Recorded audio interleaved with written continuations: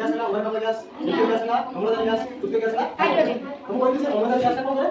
ଜଳିବାରେ ସାହାଯ୍ୟ କରେ। ଆମେ ବର୍ତ୍ତମାନ ସେ ଅମ୍ଳଜାନ ଗ୍ୟାସ୍ ଦେଖିବା କୋଉ ଭଳି ଭାବରେ ଆମକୁ ଜଳିବାରେ ସାହାଯ୍ୟ କରେ। ବର୍ତ୍ତମାନ ମୁଁ ସେଥିପାଇଁ ଗୋଟେ କଣ କରୁଛି? ଗୋଟେ ପ୍ରାକ୍ଟିକାଲ ତୁମକୁ ଦେଖେଇବି ଯୋଉଥିରେ କି କଣ କରିବ ଅମ୍ଳଜାନ ଗ୍ୟାସ୍ ଆମେ କଣ କରିବା? ଦେଖି ପୋଟାସିୟମ ପରମାଙ୍ଗନେଟ୍ କଣ ଏଟା? ପୋଟାସିୟମ ପରମାଙ୍ଗନେଟ୍ ନେଇକି ସେଥିରେ କଣ କରିବା? ଅମ୍ଳଜାନ ଗ୍ୟାସ୍ କୁ ବୁଝିଲ?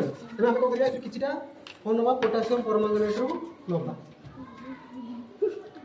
ହେଲା ନେଇକି କେତେ ରଖିବା? এই পাখরে আম পাখরে চিটা ওড়ে করিয়া বর্তমান বর্তমানটা কো করিয়া গরম করা